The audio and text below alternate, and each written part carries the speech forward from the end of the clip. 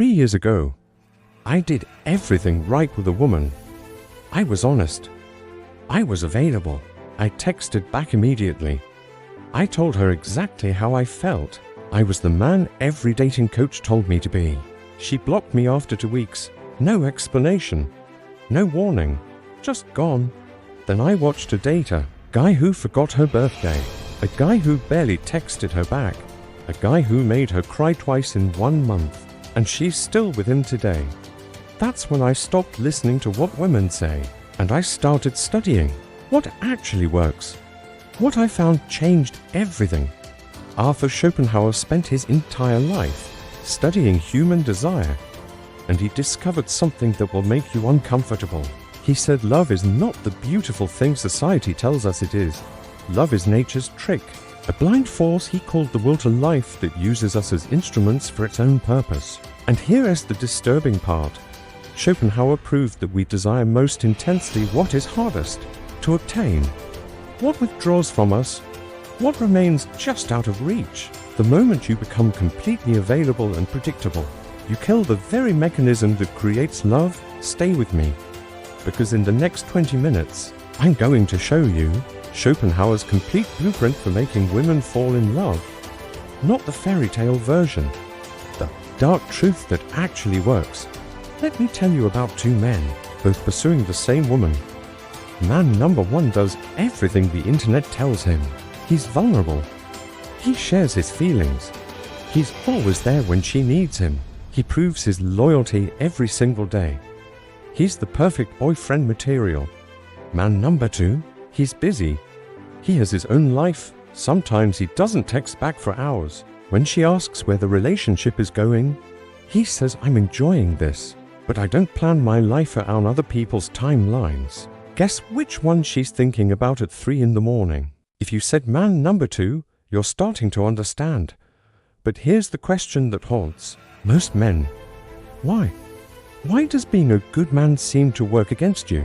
Schopenhauer answered this question over 150 years ago, and his answer is still the most accurate explanation we have. Arthur Schopenhauer said that beneath all human behavior is a blind force he called the will to life. This will has one goal, continuation of the species, and it uses love as its tool. Schopenhauer wrote, all love, however ethereal it may seem, springs entirely from the instinct of sex. But here's where it gets interesting. The will to life doesn't care about your happiness. It doesn't care about compatibility. It doesn't care about logic. It only cares about making you desire, making you pursue, making you obsess. And Schopenhauer discovered the mechanism that triggers this obsession: difficulty of attainment. He observed that we value things in proportion to the difficulty of acquiring them. A diamond is valuable because it's rare. Water is cheap because it's abundant. The same principle applies to human desire. When you're completely available to a woman, when she knows she has you, when there's no challenge in keeping your attention, you become like water, necessary perhaps, but not valued. Schopenhauer wrote, we forfeit 3/4 of ourselves in order to be like other people. Most men forfeit their value by being too available, too eager, too easy to obtain. They think they're showing love, but they're actually destroying the very mechanism that creates it. The will to life only activates intensely when there's uncertainty, when there's challenge, when possession is not guaranteed. Schopenhauer described human life as a pendulum swinging between pain and boredom. When we don't have what we want, we suffer. We're in pain. We obsess. We can't stop thinking about it. But the moment we get what we want, we don't experience lasting happiness. Instead, we experience temporary satisfaction followed by boredom. Think about your own life. How many things did you desperately want, finally got, and then stopped caring about weeks later? Schopenhauer said this is the tragedy of human existence. The will to life keeps us perpetually unsatisfied. But here's how this applies to making women fall in love. When you're the thing she doesn't have yet, when you're the thing that's uncertain, she's on the pain side of the pendulum. She's thinking about you constantly. She's obsessing. The will to life is pushing her toward you with incredible force. But the moment she has you completely, the moment you're obtained and predictable, She swings to the boredom side of the pendulum. Now you might think the solution is to never let her have you, to always remain distant. But Schopenhauer would say that's not quite right either, because if she never believes she can have you, the will to life will redirect her desire elsewhere. The secret is oscillation. You let her catch you temporarily. Then you withdraw, then you return, then you withdraw again. You keep her swinging between the pain of wanting you and the brief satisfaction of having you, but you never let her stay in satisfaction long enough to reach boredom. This is what Schopenhauer would call understanding the mechanism of desire. So, here's what we're going to cover in the next 15 minutes. First, I am going to show you the 3 principles from Schopenhauer's philosophy that actually make women fall in love. Not surface attraction, deep, obsessive love. Second, I'll give you the exact techniques based on Schopenhauer's writings that create this pendulum effect, the specific behaviors that keep her desire active. Third, I'll show you the mistakes that kill love before it starts, the ways men accidentally make themselves too available and destroy their own value. And finally, I'll teach you how to maintain love long-term using Schopenhauer's understanding of human nature. This isn't manipulation. This is understanding reality as it actually is, not as we wish it were. Schopenhauer dedicated his life to revealing uncomfortable truths about human nature. And if you can accept these truths, you'll have more power in relationships than 99% of men. The question is, are you ready to see how desire actually works? Or do you want to keep believing the comfortable lies that keep you frustrated and alone? Let's begin. Why do we fall in love? And why does it often feel like a roller coaster of intense longing and fleeting satisfaction? The 19th century philosopher Arthur Schopenhauer had some surprisingly modern insights into this. He believed our desires, especially in love, aren't as logical as we think. Today, we're diving into Schopenhauer's 3 powerful principles of desire that can completely change how you see relationships. First up, the principle of scarcity.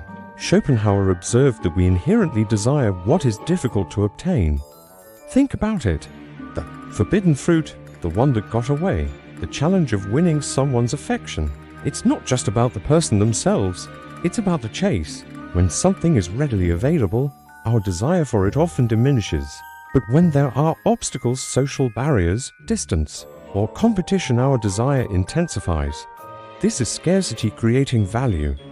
The difficulty of the pursuit makes the prize seem more precious, fueling our will to possess it.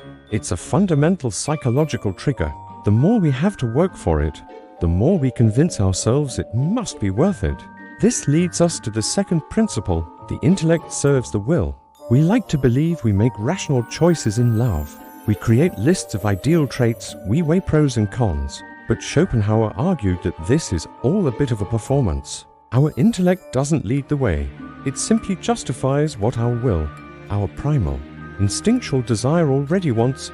Your will gets activated first, like a gut feeling or an undeniable attraction. Then, your brain kicks into high gear, not to question that desire, but to build a case for it. You start noticing all their amazing qualities and conveniently overlook the red flags. Your mind becomes a lawyer hired by your heart, tasked with proving that this person is the one. So, desire isn't a logical decision, it's an instinct that our intellect scrambles to rationalize after the fact. Finally, we arrive at Schopenhauer's most profound and perhaps most challenging principle: suffering is the default state. He believed that human life is defined by a constant state of striving and dissatisfaction. We are always wanting something we don't have. This creates a baseline level of suffering or unease. And what is love in this context? According to Schopenhauer, it's the ultimate pursuit of relief from this suffering. We see another person not just as someone to love, but as the potential solution to our inherent loneliness and dissatisfaction. We project onto them the hope that they will finally make us feel complete and end our constant striving. The intense joy we feel when love is reciprocated is essentially the temporary relief from this underlying pain. But, as Schopenhauer would warn, this relief is often fleeting, because the will is never permanently satisfied. So, what does this all mean for us? Understanding these principles doesn't have to be pessimistic. It's empowering. It shows us that love is a powerful, instinctual force. It's a game of scarcity, a dance between instinct and reason, and a deep-seated quest for fulfillment. By recognizing these patterns, the allure of the chase, the way our minds justify our desires, and the search for relief from our own inner restlessness, we can navigate our relationships with more wisdom and self-awareness. Love is a constant striving, and knowing the rules of the game is the first step to playing it well. Thanks for watching. If this gave you a new perspective on love, hit that like button and subscribe for more deep dives into the ideas that shape our lives. See you in the next video. Script 1. Ever feel like you're doing everything right in dating, but still not getting the results you want? What if I told you the secrets to attraction aren't about grand gestures, but about subtle psychology? We're diving deep into some powerful, almost counterintuitive ideas, inspired by philosophers like Schopenhauer, to completely reframe how you approach love and connection. Forget what you think you know. We're talking about creating an irresistible pull by understanding the deep-seated human fear of loss. Imagine making your absence felt more than your presence. It's not about playing games, it's about understanding value. We'll also cover how to step back at the right moment, letting them come to you, creating a space filled with longing and anticipation. Think of it as a strategic retreat that actually brings you closer. And your phone? It's a powerful tool, and we'll show you how to master text messaging, not just for communication, but for building intrigue. We'll explore the surprising paradox of attraction, where less is often more. This isn't your typical dating advice. This is a masterclass in the art of subtle influence. Ready to change the game? Let's begin. Script 2. Let's start with a foundational idea from the philosopher Schopenhauer. He believed our desires are fundamentally tied to a sense of lack. We want what we don't have. In dating, this means your constant availability can actually make you less desirable. Think about it. When something is always there, we take it for granted. The key is to create a healthy sense of scarcity. This isn't about being rude or unavailable. It's about having a full, exciting life outside of them. When your time is genuinely valuable, they will value it more. So, how would you apply this? Don't always be the first to text. Don't drop everything for a last-minute plan. Have your own hobbies, your own friends, your own goals. When you talk to them, share your passions. Let them see you as a complete person with a vibrant world they can be a part of, not someone just waiting by the phone. This isn't a tactic, it's a lifestyle shift. You become more attractive not by focusing on them, but by focusing on yourself.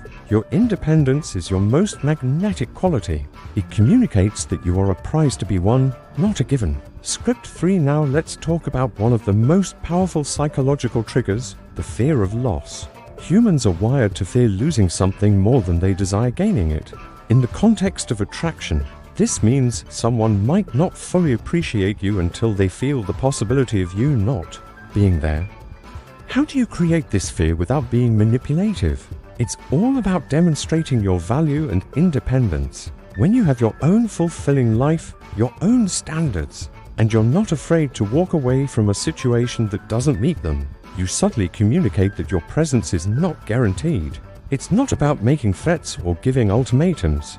It's about your quiet confidence. For example, if your boundaries are crossed, you calmly enforce them by creating distance. You're not punishing them, you're protecting your own peace. This signals that you have self-respect, which is incredibly attractive. They start to realize that to keep you in their life, they need to step up. They have to earn your time and affection. This isn't about creating anxiety. It's about inspiring them to see you as the valuable, irreplaceable person you are. Script 4. One of the most underrated but effective strategies in attraction is the strategic withdrawal. This is the art of pulling back at the right moment to give the other person space to miss you and, more importantly, to pursue you. Picture a dance. There's a push and a pull. If you're always pushing, always advancing, there's no room for them to move toward you. Sometimes, after a period of great connection, a wonderful date, intense conversations, the smartest move is to become a little less available. Not cold, not distant, but just a bit busy. This quiet space is where the magic happens. It allows their feelings for you to grow. They start replaying your conversations, remembering your smile. They begin to wonder what you're up to. This creates a vacuum that they will feel compelled to fill. They'll be the ones to reach out to initiate the next plan. This dynamic shift is crucial. It moves you from the pursuer to the pursued. The key is timing. Do this when the connection is high. It has a quiet power move that lets their own imagination and feelings do the work for you. Script 5. Let's zoom in on your phone, specifically your text messages. This is a modern-day battlefield for attention, and you need a strategy. Stop using your phone just to chat. Start using it to build intrigue and longing. First rule, mirror their response time, but be slightly slower. If they take an hour to reply, you don't reply in 5 minutes. This subconsciously communicates that you have a life and you're not just waiting for their message. Second, keep your texts shorter than theirs. Let them invest more in the conversation. Use texts for logistics and light, fun banter, not for deep, emotional conversations. Save the heavy stuff for in-person or phone calls. This makes your time together more valuable. Third, and most importantly, know when to end the conversation. Always try to be the one who ends the text exchange first. A simple "Hey, gotta run, but I'll talk to you soon" leaves them wanting more. It cuts the thread of communication while it's still at a high point, making them eager for the next time they get to talk to you. You're not just texting, you're creating anticipation. Script 6. There's a deep, almost poetic pain in longing for someone. It's that feeling when they're on your mind and you can't wait to see them again. While we often try to avoid this feeling in ourselves, creating a healthy dose of it in someone else is a cornerstone of deep attraction. This isn't about causing suffering, it's about making your presence a treasured event. How do you do this? By making the time you spend together incredibly high quality.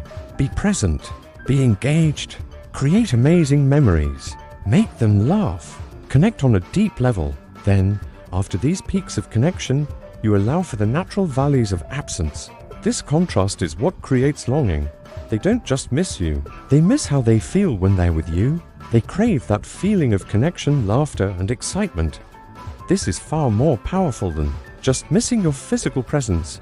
They start to associate you with a state of happiness. The longing they feel in your absence becomes a powerful motivator, driving them to seek you out again and again, not out of obligation, but out of a genuine desire to relive those peak experiences you create together. Script 7. Now we arrive at the great paradox of attraction. The more you chase, the more they run. The more you seem to need their approval, the less you'll get it. True, lasting attraction is often born from a place of non-neediness. It's the simple, powerful confidence that comes.